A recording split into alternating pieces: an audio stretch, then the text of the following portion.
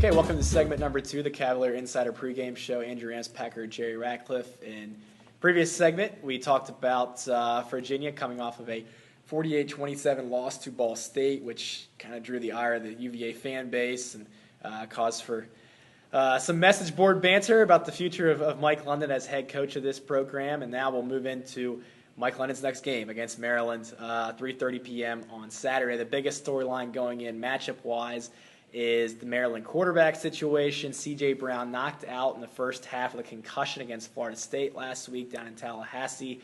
Caleb Brown, a sophomore, is the backup, and looks like C.J. Brown will be doubtful for this game on Saturday. Obviously, he still has a chance to play, but on that injury report is doubtful. And Caleb Rowe now becomes your starter, a guy who played a little bit last year, but going with the theme of Maryland quarterbacks last season, he also tore his ACL and had to recover back for the 2013 season. Caleb Rowe, not as mobile as a C.J. Brown, who is a big-time running threat. Who in the past we've seen Virginia take advantage of kind of pocket quarterbacks. You look at Mike Lennon last year at NC State, obviously Tom Savage this year at Pitt. You think when Jonathan Nunes sees more of a mobile quarterback, especially in a situation like this, should Caleb Rowe be the starter, eyes might be a little wide. Could be a perfect scenario for Jonathan Nunes to kind of get after it. Yeah, I'd say Tanuda is probably frothing at the mouth as we speak, just looking at a guy like that. Although a lot of that depends on the quarterback, whether he gets rid of the ball quick or not, like the guy from Ball State did last week. They couldn't get to him. But normally that's the kind of guy that Tanuda feeds on, and his defense, that is, and with blitzes and all sorts of stunts and stuff. But and Virginia's had trouble with the C.J. Brown-type quarterbacks over the years, a mobile guy who's a dual threat. So that's I'd be surprised if Brown can play, because it's hard to come back from a concussion in a week, unless it's just a really mild concussion, and we don't know that. But, yeah, I think that's one thing that could weigh in Virginia's favor if Brown doesn't play. So there was no line on this game as of yesterday, I believe. Still kind of people, I guess, still waiting on the C.J. Brown decision. But presumably Maryland would be a favorite. It's a team that's 4-0, has a pretty impressive win. I mean, shut out West Virginia 37-0.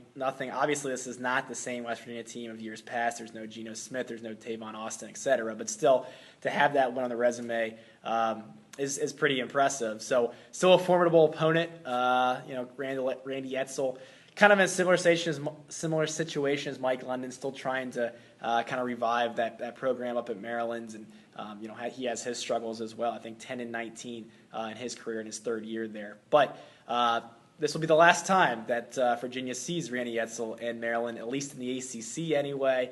This kind of closes the chapter of this Maryland-Virginia rivalry. It goes back to, I believe, the first game played in the early 1900s. Of course, Maryland now off to the Big Ten. Hootie, you've covered several Virginia-Maryland games in your day. What are your thoughts on this rivalry coming to a close? Yeah, it's a shame in that respect, because it's Virginia's second oldest rival, I believe. That's correct, only behind North Carolina.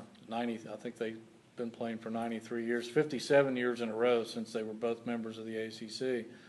There's been some bloodbaths in the past. It's been kind of the border rivalry that you would expect it to be, particularly when Bobby Ross was there at Maryland, and he owned Virginia at the time. And then when he left, for George Welsh kind of dominated every coach that came in. I think Virginia won 16 games in a row at one time, and a lot of those Maryland coaches, Vander Linden and some of the other guys, tried to make it a big rivalry again, but failed miserably. Ralph Regan got it going again back when Al Groh was here. There was no love lost between those two guys. And ever since then, there's been a little bit of, I would say bad blood, but there's a little bit of intense play when those two get together. I think it'll be a pretty good game this week just because of that.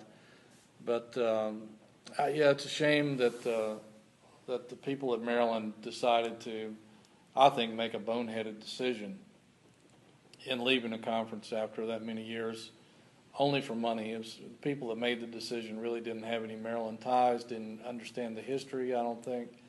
think it's a bad decision for Maryland, and I don't know that they'll do any better in the Big Ten than they have in the ACC, maybe even worse. But I think it's, even though a lot of ACC fans haven't really complained much about Maryland leaving, I still think it's a shame that they made that decision. Yes, it'll be the 78th all-time meeting between the two programs. Maryland leads the all-time series 43-32, and there were 2 ties. So both teams trying to leave their final mark on the rivalry between Virginia and Maryland. In our next segment, we will get to our predictions.